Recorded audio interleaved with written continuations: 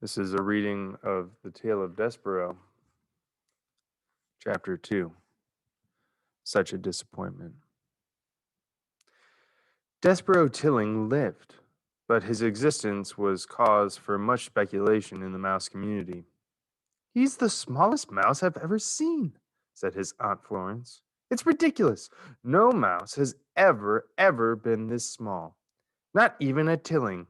She looked at Despereaux through narrowed eyes as if she expected him to disappear entirely.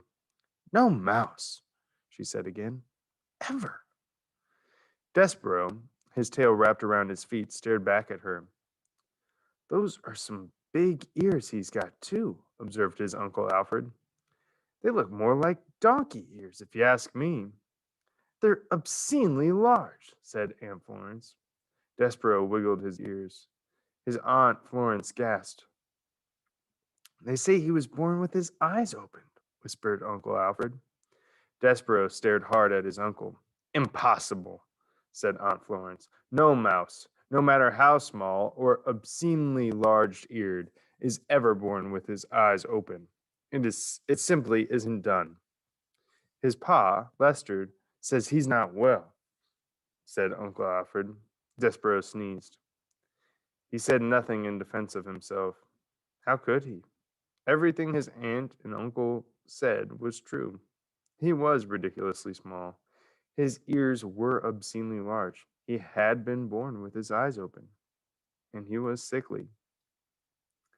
He coughed and sneezed so often that he carried a handkerchief in one paw at all times.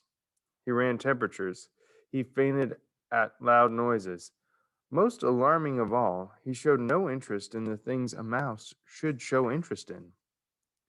He did not think constantly of food. He was not interested in tracking down every crumb. While his larger, older siblings ate, Despereaux stood with his head cocked to one side, holding very still. "Do you hear that sweet sound? Sweet sound," he said. "I hear the sound of cake crumbs falling out from people's mouths and hitting the floor," said his brother to Louise. "That's what I hear." "No," said Despereaux. "It's something else. It sounds like, honey." "You might have big ears," said to Louise, "but they're not attached to your brain right. You don't hear honey. You smell honey. When there's honey to smell, which there isn't." "Son," barked Despereaux's father, "snap to it. Get your head out of the clouds and hunt for crumbs." "Please," said his mother, "look for the crumbs. Eat them and make your mamma happy. You're such the skinny mouse. You are a disappointment to your mamma." "Sorry," said Despereaux. He lowered his head and sniffed the castle floor. But, reader, he was not smelling. He was listening with his big ears to the sweet sound that no other mouse could hear.